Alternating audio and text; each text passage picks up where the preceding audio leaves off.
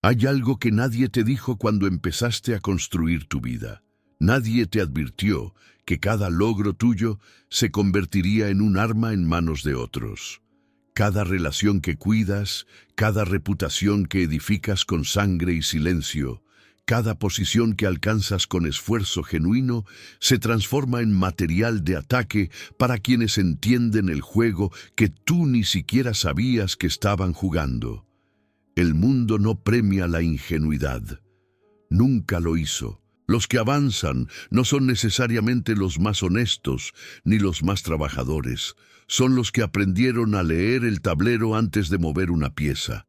Deja un like ahora y cuéntame en los comentarios desde qué país o ciudad estás viendo esto, porque lo que viene a continuación fue escrito exactamente para alguien como tú. Yo, Maquiavelo, no escribí mis palabras para crear tiranos. Las escribí para que los ingenuos dejaran de ser presas. Porque el que no puede nombrar lo que le hacen, jamás podrá defenderse. Y hoy, juntos, ponemos nombre a todo. Desde que tienes memoria, te enseñaron una mentira elegante. Te dijeron que si trabajas con honestidad, si tratas a los demás con respeto, si construyes con esfuerzo y nunca pisas a nadie en el camino, el mundo te recompensará. Te dijeron que la virtud tiene su propio premio, que la justicia, aunque lenta, siempre llega, que los buenos finalmente ganan. Y tú lo creíste. Lo creíste con la misma convicción con que un niño cree en los cuentos que le narran antes de dormir. Lo internalizaste tan profundamente que se convirtió en tu código de operación, en la regla con la que mediste cada decisión, cada relación, cada sacrificio. El problema no es que hayas sido buena persona. El problema es que mientras tú jugabas limpio, otros ya tenían el manual completo del juego real, y ese manual no habla de virtud. Habla de percepción, de timing, de posicionamiento, de poder silencioso. Existe una diferencia brutal entre el mundo que te prometieron y el mundo que existe. En el mundo que te prometieron, el mérito habla por sí solo. En el mundo real, el mérito sin narrativa es invisible. En el mundo que te prometieron, la lealtad se corresponde con lealtad. En el mundo real, la lealtad que muestras sin estrategia se convierte en mapa de tus vulnerabilidades. En el mundo que te prometieron, ser transparente genera confianza. En el mundo real, la transparencia sin criterio es una invitación abierta a quienes buscan puntos de entrada.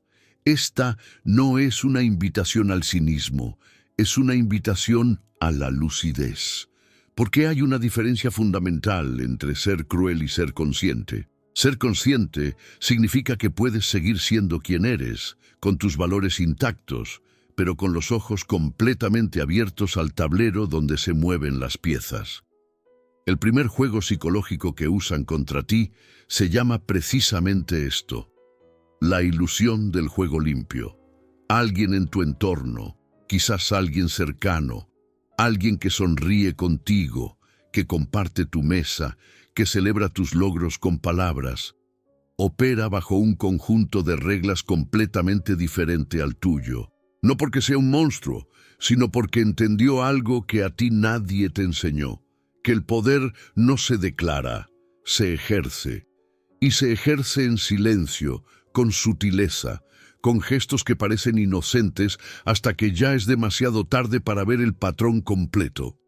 La manipulación más efectiva no llega como un ataque, llega como una ayuda, como un consejo, como una observación amigable, como alguien que simplemente te dice la verdad porque se preocupa por ti. Y en ese gesto aparentemente generoso ya colocaron la primera pieza de un ajedrez que tú ni siquiera sabías que habías comenzado a jugar.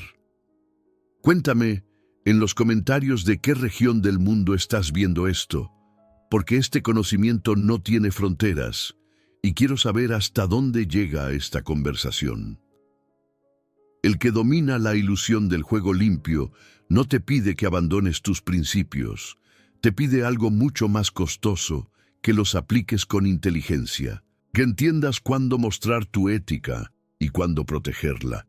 Que comprendas que revelar tus reglas a alguien que no tiene las mismas no es honestidad, es vulnerabilidad servida en bandeja. La pregunta no es si el mundo juega limpio o sucio. La pregunta real, la que cambia todo, es esta. ¿Tú puedes ver el tablero completo antes de mover tu próxima pieza? Porque el que ve el tablero completo no necesita jugar sucio. Solo necesita no ser ciego. Existe una verdad que la mayoría de las personas rechaza porque incomoda demasiado. La realidad no es lo que ocurrió. La realidad, en el terreno del poder humano, es lo que se percibe que ocurrió. Y esta distinción no es filosófica, es práctica, es brutal. Es el principio sobre el que se construyen y destruyen reputaciones, carreras y relaciones enteras. Piensa en esto. Puedes haber trabajado durante años con honestidad absoluta, con entrega total, con resultados reales. Y una sola narrativa cuidadosamente construida por alguien que te conoce bien, que sabe dónde apretarte, puede borrar años de imagen en semanas. No porque lo que dijeron sea verdad, sino porque la percepción viaja más rápido que la verdad y se instala más profundo que los hechos. Los que entienden el juego psicológico saben que antes de atacar a alguien directamente, es infinitamente más efectivo atacar la imagen de esa persona. Porque cuando la imagen se fractura, la persona misma comienza a dudar, comienza a defenderse, y quien se defiende, en el lenguaje del poder, ya perdió la iniciativa. La percepción como arma funciona en capas. La primera capa es la más obvia, lo que dicen de ti en público. Comentarios, insinuaciones, historias que circulan con detalles convenientes omitidos. Esta capa es visible, detectable, confrontable. Pero no es la más peligrosa. La segunda capa es más sutil. Es la que opera en los espacios privados, en las conversaciones de pasillo, en los silencios elocuentes cuando tu nombre aparece en una sala. Alguien que no dice nada malo de ti explícitamente, pero que tampoco dice nada bueno cuando debería. Que omite tu nombre cuando presenta un proyecto que construiste. Que deja caer una duda con tono de preocupación genuina. Esta capa es casi imposible de combatir directamente porque no tiene forma tangible. La tercera capa, y la más devastadora, es la que llevas dentro. Cuando la percepción externa se repite lo suficiente, empieza a contaminar la percepción que tienes de ti mismo. Empiezas a cuestionar decisiones que antes tomabas con seguridad. Empiezas a sobreexplicarte, a justificarte, a buscar aprobación donde antes no la necesitabas. Y en ese momento el juego ya no lo están jugando contra ti desde afuera.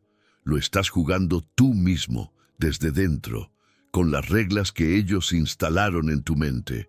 Esto no es teoría abstracta. Esto ocurre en oficinas, en familias, en amistades, en relaciones. Ocurre cada vez que alguien entiende que no necesita destruirte directamente. Solo necesita erosionar lentamente la certeza que tienes sobre quién eres.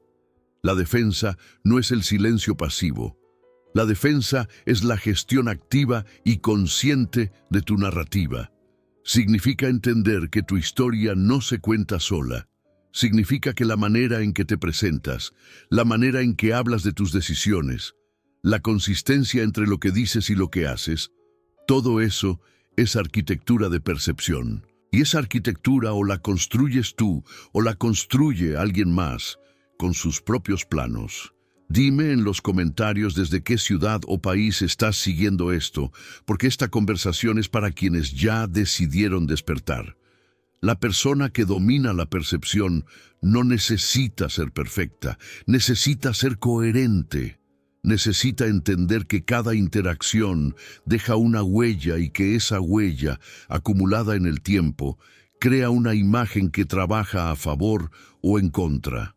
El poder real no grita. El poder real simplemente aparece, siempre de la misma manera, siempre con la misma solidez, hasta que nadie se atreve a cuestionarlo. De todos los mecanismos psicológicos que se usan contra personas con integridad, este es quizás el más elegante, el más difícil de detectar y el que más daño silencioso causa. Se llama la trampa de la gratitud. Y funciona precisamente porque apela a algo genuinamente hermoso en ti. Tu sentido de la lealtad, tu capacidad de reconocer cuando alguien te ayudó, tu deseo de no ser ingrato. Funciona así. En algún momento alguien estuvo ahí cuando lo necesitabas. Puede haber sido un gesto pequeño o uno significativo, una oportunidad que te dieron, una palabra que dijeron en el momento justo, una puerta que abrieron. Y eso fue real. El problema no fue el gesto. El problema fue lo que vino después, porque hay personas que ayudan y siguen adelante. Y hay personas que ayudan y luego llevan ese gesto como una cuenta abierta, una deuda que nunca se menciona explícitamente, pero que siempre está presente, que aparece cada vez que necesitan algo tuyo, que se activa cada vez que te piden un favor que no quieres hacer, una lealtad que va en contra de tus propios intereses, un silencio en momentos donde deberías hablar. El mensaje nunca es directo. Nunca te dicen, me debes esto porque te ayudé. Lo que hacen es más sutil y por eso más devastador. Te recuerdan el pasado con afecto, te hablan de lo que vivieron juntos, te invocan en momentos de necesidad con una vulnerabilidad calculada que activa exactamente tu sentido de la responsabilidad. Y en ese momento tú no ves manipulación. Ves a alguien que importa, alguien que ha sido parte de tu historia, alguien a quien no quieres fallar. Y ahí está la trampa. En esa zona donde la gratitud genuina se convierte en obligación fabricada. La diferencia entre una relación sana y una trampa de gratitud está en una sola variable, la reciprocidad libre. En una relación sana se ayuda porque se quiere, no porque se deba. Se da sin llevar la cuenta, se espera sin exigir. En la trampa, cada ayuda pasada es una inversión con interés. Cada favor tiene fecha de cobro. Y cuando llega esa fecha, viene envuelta en la misma calidez del gesto original. El que ha caído en esta trampa lo reconoce en esta sensación específica. Hacer cosas que no quieres hacer. Decir sí cuando todo en ti dice no. Sacrificar tus propios intereses sin entender bien por qué, y sentirte culpable si contemplas la posibilidad de negarte. Esa culpa no es tuya. Esa culpa fue instalada. Cuéntame en los comentarios desde qué parte del mundo estás leyendo esto, porque la geografía cambia, pero este juego se juega igual en todos lados. La salida de la trampa de la gratitud no es la ingratitud. Es la claridad. Es entender que honrar lo bueno que alguien hizo por ti no significa entregarle el control de tus decisiones indefinidamente. Que el respeto por el pasado no requiere que hipoteques el futuro. Que puedes agradecer de verdad y al mismo tiempo decir que no cuando algo va en contra de quién eres. El poder sobre tu propia vida comienza en ese momento preciso. Cuando puedes mirar a los ojos a quien te ayudó, sentir gratitud genuina y aún así decir no con calma, sin culpa, sin disculpa excesiva, porque la deuda emocional solo tiene poder sobre quien la acepta como real. Y tú tienes la autoridad de decidir qué es real y qué es una cadena disfrazada de afecto. Hay un ataque que es casi imposible de detectar porque no viene de afuera, viene de adentro. Usa lo que eres, lo que construiste, lo que defiendes para doblegarte sin que sientas que te están doblando. Este mecanismo se activa cuando alguien aprende tu identidad lo suficientemente bien como para usarla como herramienta de control. Tu identidad es el conjunto de creencias que tienes sobre quién eres. Soy leal, soy responsable, Soy alguien que no abandona, soy alguien que cumple su palabra, soy alguien que no se rinde. Estas creencias son reales, son tuyas, probablemente las construiste con esfuerzo real. Y son poderosas porque te dan dirección, consistencia, carácter. Pero en manos equivocadas, cada una de esas creencias se convierte en una palanca. El que sabe que te defines por la lealtad, solo necesita invocar esa lealtad para que hagas lo que no quieres. El que sabe que te defines por ser alguien que cumple, solo necesita crear la situación correcta donde no cumplir se siente como una traición a ti mismo. El que sabe que valora ser congruente, solo necesita señalarte cualquier pequeña inconsistencia para hacerte sentir que estás fallando a tu propio código. Este juego es particularmente cruel porque la persona que lo practica no necesita amenazarte, no necesita intimidarte, no necesita ni siquiera ser explícita, solo necesita activar los mecanismos que tú mismo tienes instalados. Y entonces eres tú quien se presiona, quien se culpa, quien cede, quien hace el trabajo de control por ellos. Los síntomas de este juego son reconocibles si los buscas con honestidad. Te encuentras explicando tus decisiones más de lo necesario, como si necesitaras demostrar que eres coherente. Sientes una incomodidad desproporcionada cuando alguien cuestiona algo que hiciste, aunque el cuestionamiento sea menor. Cambias decisiones, no porque encontraste un argumento mejor, sino porque alguien logró hacerte sentir que la decisión original traicionaba algo en ti. Haces sacrificios que nadie te pidió explícitamente, pero que sentiste como inevitables, dado quién eres. Todo eso es el espejo roto en acción, tu identidad, usada contra ti. La defensa no está en abandonar tus valores, está en desarrollar lo que podría llamarse distancia estratégica de tu propia narrativa. Significa que puedes honrar quién eres sin que eso sea una trampa. Significa que la lealtad que valoras no obliga ciegamente, que el cumplimiento que aprecias tiene límites naturales, que la congruencia que buscas no requiere que seas predecible hasta la parálisis. Escríbeme en los comentarios desde qué país o ciudad me estás escuchando hoy, porque este conocimiento pertenece a todos los que están dispuestos a despertar. La identidad sana es flexible. La identidad usada como cadena se vuelve rígida, perfectamente predecible, fácilmente manipulable.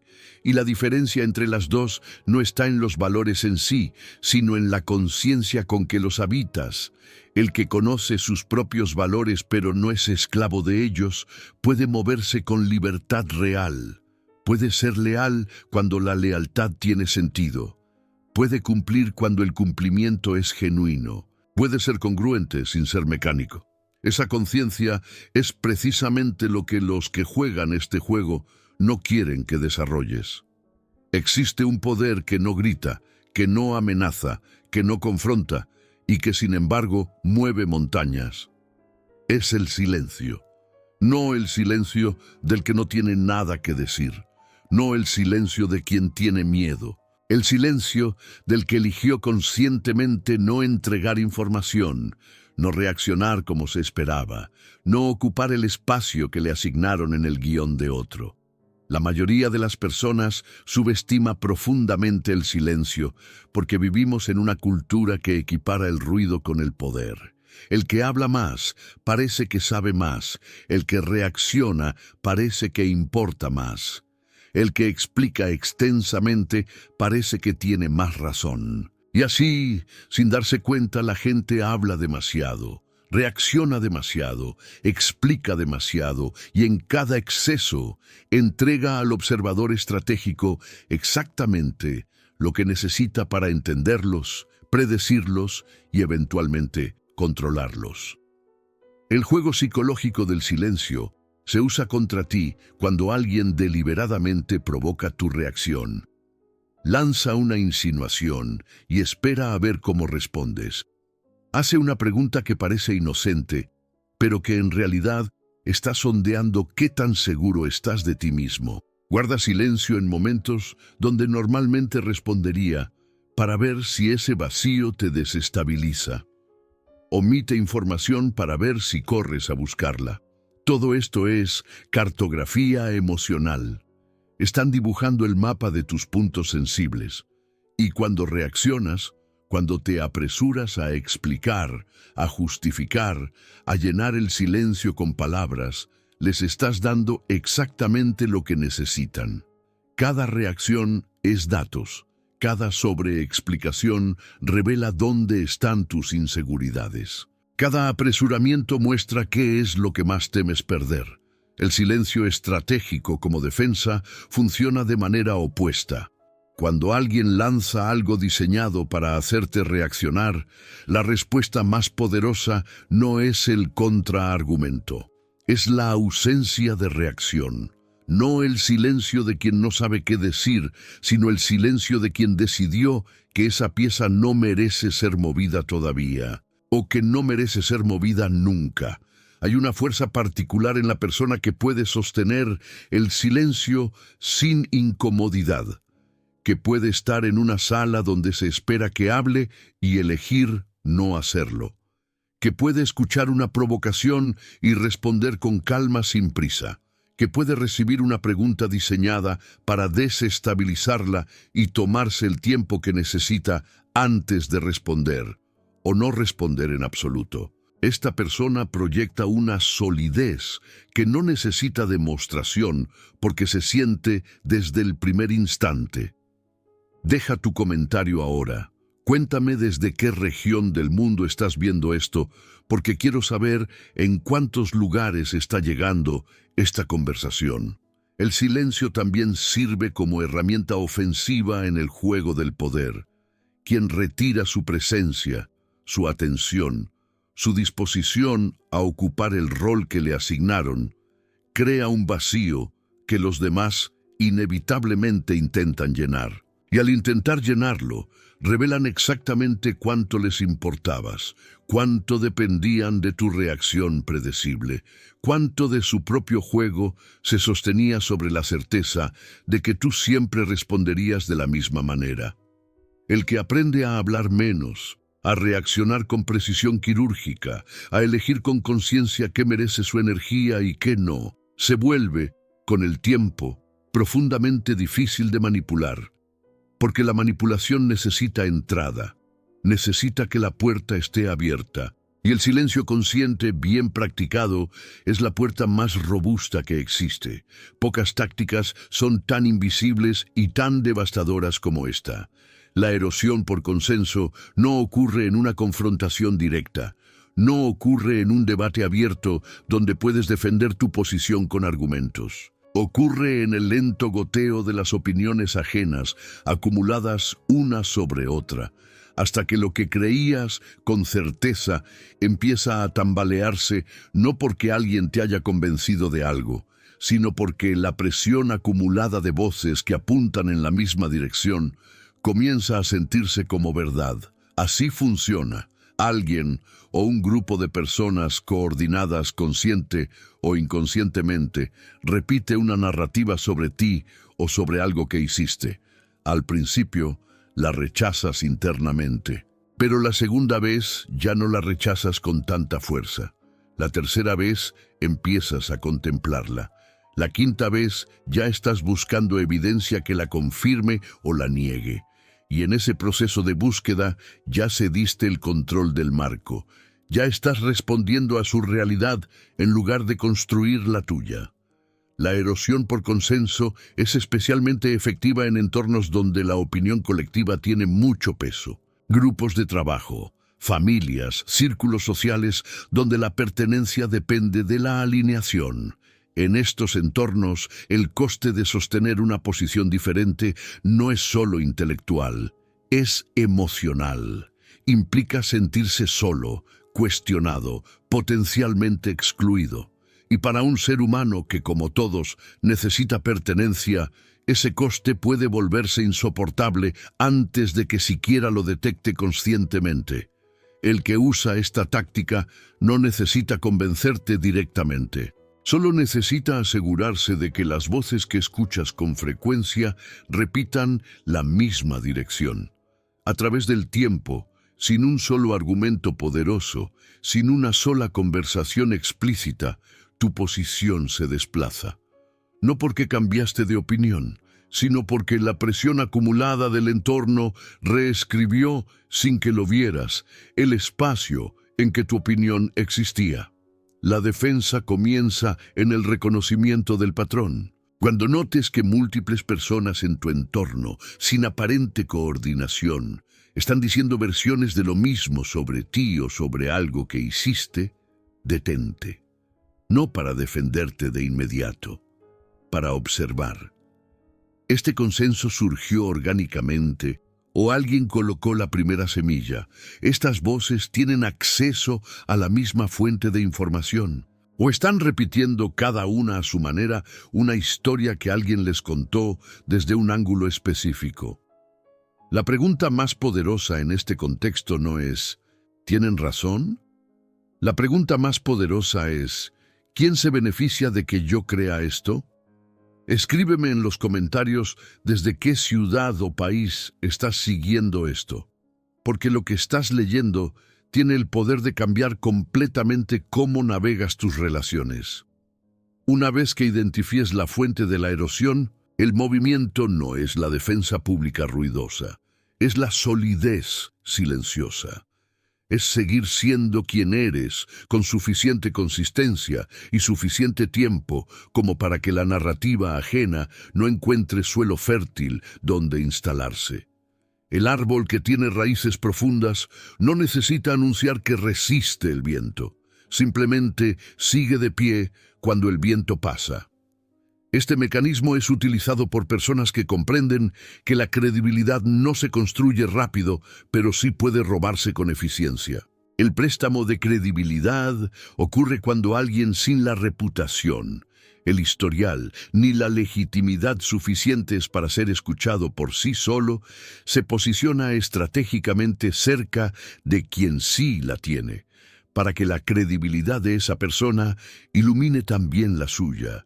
En su forma más simple lo reconoces fácilmente. Es quien siempre menciona que trabaja contigo, que eres su referencia, que fue en tus proyectos donde aprendió lo que sabe. Es quien incluye tu nombre en conversaciones donde tu participación fue menor o inexistente.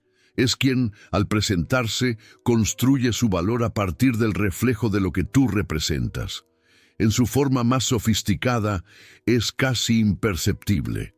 Es el que en una conversación de alto nivel menciona algo que discutieron en privado contigo, sin tu permiso, como si esa intimidad de acceso hablara por sí sola de su posición. Es el que usa el lenguaje de tus ideas sin citarte, apropiándose del marco conceptual que construiste. Es el que asiste a los mismos espacios que tú, conoce a las mismas personas y gradualmente crea en la mente del entorno una equivalencia entre los dos que nunca fue real. El daño para ti no siempre es visible de inmediato. Puede ser que esta persona lleva demasiadas expectativas a tu nombre. Puede ser que sus errores, sus fracasos, sus comportamientos empiecen a proyectarse sobre tu imagen porque la asociación ya está establecida en la mente de los demás. Puede ser que alguien empiece a cuestionarte a ti cuando el problema era de ellos, porque en algún momento tú y esa persona se volvieron, en la percepción colectiva, una sola unidad de credibilidad. La gestión de este juego requiere claridad sobre las asociaciones que permites. No toda cercanía es alianza. No toda persona que dice admirarte tiene intenciones de construir contigo. Algunas personas te admiran exactamente porque planean usar esa admiración como capital, y la señal de advertencia más clara es esta. La persona que constantemente habla de su relación contigo en público, pero que en privado aporta muy poco a lo que construyes juntos. Cuéntame en los comentarios desde qué parte del mundo estás viendo esto, porque quiero saber hasta qué rincón está llegando esta conversación. La respuesta a este juego no es el aislamiento, Es la curaduría consciente, es elegir con quién te asocias públicamente y en qué contextos. Es ser generoso con el reconocimiento a quienes verdaderamente lo merecen y preciso con los límites hacia quienes intentan tomar lo que no ganaron. Es entender que tu reputación es un activo que requiere tanto cuidado como cualquier otra cosa de valor que hayas construido. El que controla sus asociaciones controla gran parte de su narrativa. Y el que controla su narrativa en el juego del poder real tiene una ventaja que no necesita anunciarse. Se nota sola en la solidez de cada espacio donde aparece. Una de las verdades más contraintuitivas del poder estratégico es esta. Reaccionar inmediatamente cuando te atacan es, casi siempre, exactamente lo que el atacante espera y necesita. La respuesta instantánea, cargada de emoción, visible para todos, le da a quien te provocó exactamente el combustible que necesita para validar su narrativa sobre ti. Piénsalo. Si alguien te provoca en público y tú explotas, el foco ya no está en lo que esa persona hizo. El foco está en tu reacción. Si alguien dice algo falso sobre ti y tú te defiendes con urgencia visible, la urgencia misma activa la sospecha. Porque la calma, no la intensidad de la defensa, es lo que transmite inocencia real. El contragolpe diferido es uno de los mecanismos más sofisticados del poder psicológico. Consiste en no responder al ataque cuando el atacante espera la respuesta. En absorber, procesar y actuar cuando el timing es tuyo, no de ellos, cuando el contexto te favorece, cuando la memoria emocional del episodio ha bajado en los demás, pero no en ti, porque tú la gestionaste con frialdad. Esta táctica tiene un efecto psicológico demoledor en quien la recibe. Cuando alguien espera tu reacción y no llega, se desestabiliza. Comienza a dudar de si el golpe llegó o no. Comienza a buscar señales de que te afectó. Y en esa búsqueda, en esa incertidumbre, revela mucho más sobre sí mismo de lo que hubiera revelado si simplemente hubiera recibido tu respuesta inmediata y predecible. Y cuando el contragolpe llega en el momento que tú eliges, en el contexto que tú preparaste, con la precisión de quien no actuó desde la emoción, sino desde la claridad. Y a ese tipo de respuesta difícilmente hay cómo anticiparse, porque no sigue el patrón que el atacante tenía calculado. Importante, el contragolpe diferido no es pasividad, no es resignación, no es dejar pasar con la esperanza de que el karma funcione solo. Es una decisión activa, consciente y estratégica de elegir el momento y la forma de responder. Es entender que el tiempo es un recurso que puede invertirse para aumentar el impacto de cualquier acción. Deja tu comentario ahora y cuéntame desde qué región del mundo estás conectado, porque este contenido es para quienes decidieron que ya no van a dejarse sorprender. La persona que domina este principio proyecta algo que los demás sienten sin poder articular del todo. Una serenidad que no es indiferencia, una calma que se sabe poderosa, una paciencia que no es debilidad, sino acumulación. Y en el terreno del poder humano esa cualidad es extraordinariamente rara y extraordinariamente efectiva. Porque en un mundo de reacciones inmediatas, el que puede esperar, el que puede sostener su estrategia más allá del impulso, tiene una ventaja estructural que ninguna reacción rápida puede igualar. El juego más cruel no es el que te destruye desde afuera, es el que logra que seas tú quien se destruya, desde adentro, sin que en ningún momento puedas señalar a alguien como responsable. Porque cuando la caída es tuya propia, cuando las decisiones que te perjudicaron las tomaste tú, es casi imposible identificar al arquitecto de esa caída.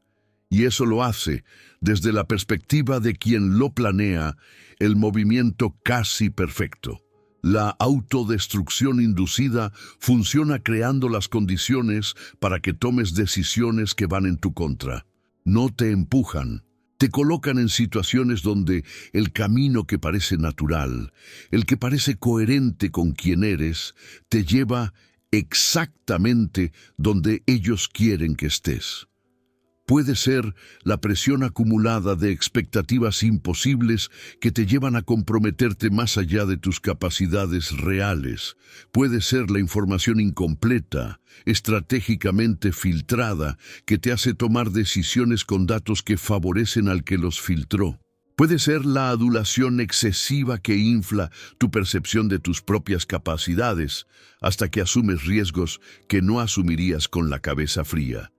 Puede ser el aislamiento gradual de las voces que te cuestionan, hasta que solo escuchas a quienes confirman lo que quieres escuchar.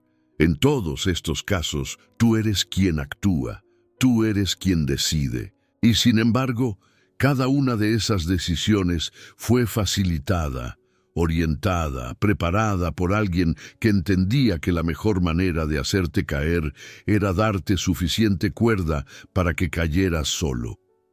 La señal de advertencia más clara de que alguien está orquestando tu autodestrucción es esta sensación específica que todo se alinea demasiado fácilmente en una sola dirección, que las oportunidades que aparecen, los consejos que recibes, las circunstancias que se presentan, todas apuntan al mismo lugar, porque la vida real es caótica, contradictoria, multidireccional. Cuando todo apunta en una sola dirección, con demasiada coherencia, alguien está arreglando el escenario. La defensa requiere desarrollar la capacidad de cuestionar incluso lo que te conviene, de preguntarte no solo si una decisión es buena para ti, sino por qué esta oportunidad llegó ahora, de esta persona, en este momento, de buscar activamente la voz disidente, el ángulo que nadie te está mostrando, la perspectiva que no has escuchado. Cuéntame en los comentarios desde qué ciudad o país me estás acompañando hoy, porque esta conversación lleva demasiado tiempo esperando el momento adecuado.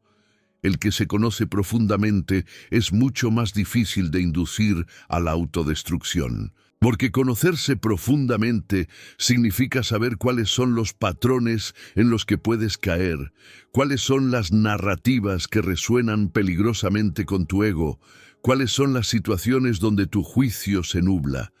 Y ese autoconocimiento, ese mapa honesto de tus propias vulnerabilidades, es la armadura más efectiva contra cualquier arquitecto de caídas. Llegamos al final de este recorrido no para cerrar una lista, sino para abrir una forma distinta de ver. Porque toda la arquitectura de los juegos psicológicos que hemos recorrido juntos, todas las trampas, todos los mecanismos, todos los patrones de manipulación, tienen una sola cosa en común. Funcionan sobre el que no los puede ver. Se disuelven, pierden toda su potencia, en el momento en que alguien tiene la claridad suficiente para nombrarlos. Nombrar es el primer acto de poder real. Antes del movimiento está la percepción. Antes de la estrategia está el reconocimiento. Y el reconocimiento requiere que hayas desarrollado la capacidad de ver el tablero completo, no solo la pieza que tienes delante, no solo el movimiento que acaba de ocurrir, sino la arquitectura entera del juego que se está jugando. El tablero completo incluye personas, pero también incluye dinámicas. Incluye lo que se dice y lo que deliberadamente no se dice. Incluye los patrones de comportamiento en el tiempo, no solo el gesto aislado. Incluye entender a quién le conviene qué resultado y desde ahí rastrear quién tiene incentivos para jugar ciertos juegos. El pensamiento estratégico no es paranoia. La paranoia ve amenazas donde no las hay. El pensamiento estratégico simplemente aplica la misma lógica de causas y consecuencias al terreno humano que aplicarías a cualquier otro sistema complejo. Jugar desde el poder real no significa jugar sucio. No significa manipular, engañar o construir tu posición sobre el daño ajeno. Significa moverse con conciencia total. Significa tomar decisiones informadas sobre con quién compartes qué, en qué contextos muestras qué partes de ti, cuándo hablar y cuándo sostener el silencio, cuándo avanzar y cuándo retirarte estratégicamente para reagrupar. Significa entender que la fuerza no siempre gana, pero que la inteligencia aplicada con consistencia, sí. El poder real también incluye la capacidad de construir genuinamente. No todo es defensa, no todo es protección. El que solo piensa en protegerse se vuelve rígido, reactivo, pequeño. El poder completo construye alianzas reales basadas en intereses genuinamente compartidos. Crea valor que otros quieren proteger porque también les pertenece. Desarrolla una reputación tan consistente y tan sólida que cualquier intento de erosionarla choca contra la evidencia acumulada de años de coherencia. Hay un principio que atraviesa todo lo que hemos explorado hoy, y es este. El que controla el marco controla el juego, no el que tiene más fuerza, no el que habla más alto, el que define cómo se leen los hechos, cómo se interpretan las situaciones, qué versión de la realidad es la que circula, y el que controla el marco lo hace siendo absolutamente dueño de su propia narrativa, de su propia imagen, de su propia historia. Eso requiere trabajo. Requiere la disciplina de conocerte lo suficientemente bien como para no ser sorprendido por tus propias reacciones. Requiere la paciencia de construir en el tiempo sin necesitar validación inmediata. Requiere la valentía de separarte de lo que no te sirve, aunque duela, de decir no, aunque incomode, de elegir tu camino, aunque otros no lo entiendan. Deja tu comentario final ahora y cuéntame desde qué rincón del mundo estás viendo esto, porque esta conversación termina aquí, pero el juego continúa. Y ahora tú lo ves diferente, porque el juego psicológico que usaban contra ti siempre dependió de que tú no lo vieras. Ahora lo ves, y lo que se puede ver se puede enfrentar, lo que se puede nombrar se puede desactivar. Lo que se entiende completamente pierde todo su poder sobre quien lo entiende.